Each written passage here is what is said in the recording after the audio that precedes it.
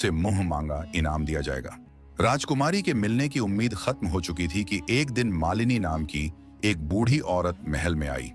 उसने कहा कि वह राजकुमारी के बारे में राजा से बात करना चाहती है। मालिनी को तुरंत राजा के सामने पेश किया गया।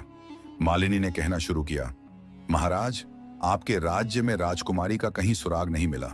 इससे साफ है कि वह किसी ऐसे देश में चली गई है जो 7 समुंदर पार है, और यह भी हो सकता है कि वह ऐसी जगह हो जिसके बारे में इंसान सोच भी नहीं सकता। राजा ने बेचैन होकर पूछा, तुम्हारी क्या योजना है? पहले तो आप लकड़ी का एक संदूक बनवाएं, फिर उस संदूक पर जस्ते की चादर मंगवाएं। संदूक इतना बड़ा हो कि मैं उसमें बैठ और लेट सकूं, और मेरे साथ 9 दिन की खुराक भी रखी जा सके। जब मैं उसमें बैठ जाऊं तो आप उसका ढक्कन मजबूती से बंद करके खुले समुंदर में फेंक देना। राजा को जहां भी जरा सी उम्मीद नजर आती, खुश हो जाता। उसने उसी वक्त संदूक तैयार करने का हुक्म दिया। फिर मालिनी को संदूक में बिठाकर 9 दिन की खुराक उसमें रख दी। उसके बाद ढक्कन अच्छी तरह बंद करके संदूक समुंदर में फेंक दिया। समुंदर की लहरें जल्द ही संदूक को खुले पानी में ले गईं। संदूक दिन रात पानी की लहरों पर डोलता और बहता रहा। आखिर एक दिन सुबह के वक्त समुंदर के किनारे मछुआरों ने पानी में जाल फेंका तो उनकी नजर उस संदूक पर पड़ी। यह तट उस देश का था जहां अर्जुन का महल था। मछुआरों ने रस्सियों की मदद से उस भारी संदूक को किनारे तक खींच लिया। संदूक को खोलकर देखने का शौक सबको था। जल्दी जल्दी ढक्कन उठाया गया। देखा तो अंदर मालिनी बैठी थी। मालिनी ने अपने बारे में बड़ी दर्द भरी कहानी सुनाई।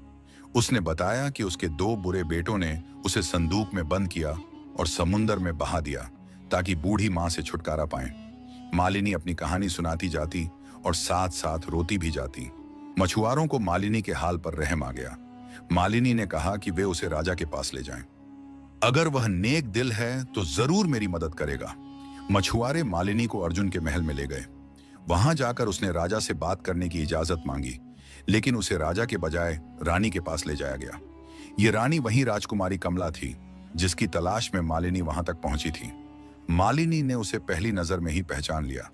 उसने रानी कमला को भी वही दर्द भरी कहानी सुनाई जो उसने मछुआरों को सुनाई थी। फिर उसने रानी से कहा कि उसे महल में सिर छुपाने की जगह दे दी जाए, वह उसकी सेवा करेगी।